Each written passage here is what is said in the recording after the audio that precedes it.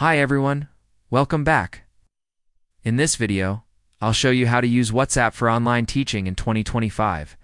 WhatsApp is more than just a messaging app. With the right approach, it can become a powerful tool for teaching and learning. Let's get started first. Make sure you have the latest version of WhatsApp installed on your phone. Updates often add new features, like video call improvements, file sharing, and better group management. Now, the easiest way to teach on WhatsApp is by creating a class group. Tap the new chat icon, then select New Group. Add your students to the group. Give it a name like Math Class 2025 or English Lessons, and add a clear group photo so it's easy to identify.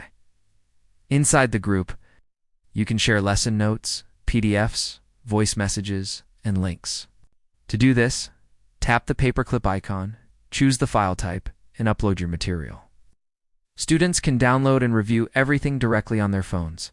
For live lessons, you can use video calls. Just open the group, tap the call button at the top, and choose video call. Up to 32 people can join, making it perfect for small to medium-sized classes to keep things organized. Use broadcast lists for sending announcements. This ensures every student receives the update, but they can't see each other's replies. It's great for reminders about homework or schedules. You can also use WhatsApp Web on your computer for easier typing and file sharing. This makes it more comfortable to manage classes, especially when handling longer documents. Finally, always set clear rules in your teaching group.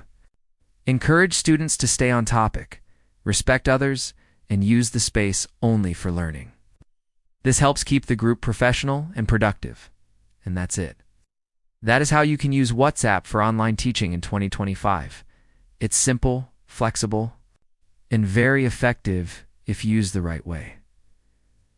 For more tips and tricks, just like this one, make sure to subscribe and stay tuned.